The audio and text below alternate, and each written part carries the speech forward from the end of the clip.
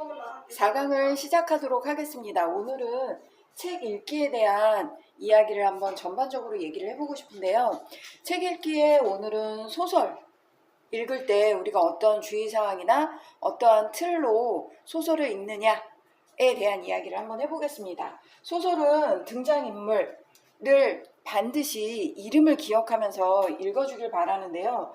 초등학교 친구들 중에서 책을 읽으면서 등장인물의 이름을 혼돈하거나 아예 뛰어넘거나 그래서 이야기의 흐름 전체를 파악하지 못하는 경우가 많습니다. 그래서 소설의 경우 책을 읽을 때에는 반드시 등장인물을 구별하고 그 등장인물들이 각각 어떤 일에 참여하고 어떤 일을 주도하는지 이야기의 흐름을 파악할 수 있도록 해주시고요. 그 다음에 두 번째, 소설에서는 사건이 좀 중요하죠. 인물, 사건, 배경처럼 우리가 사건이 중요한 이유는 바로 민감성에 자극을 받기 때문이에요. 이 민감성이라는 것은 우리가 상호 주관성이라 해서 많은 관점 중에서 그것이 보편화되는 그 과정에 우리가 가지고 있는 일반적으로 사회성이 우리 몸 안에는 배어 있거든요.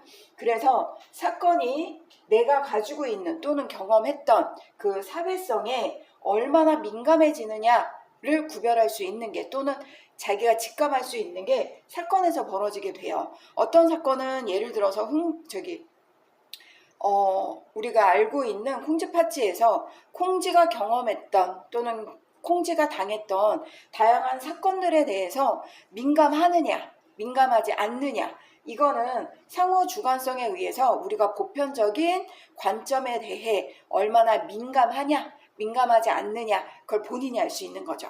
그래서 소설을 읽을 때에는 등장인물의 이름을 반드시 기억하면서 흐름을 파악하고 그 다음에 사건에 대해서 스스로 자극을 받으면서 읽는다면 훨씬 더 책을 읽을 때 자기가 주관적으로 또는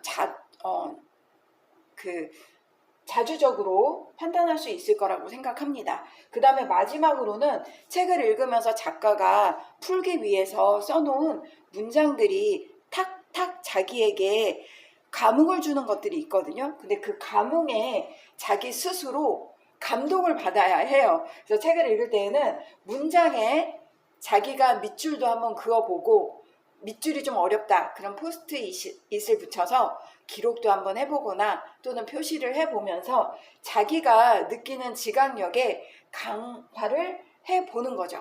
그래서 책을 읽을 때에는 소설의 경우 등장인물, 사건, 그리고 문장에 스스로 자극을 받기 위하여 읽기를 추천을 하며 그것이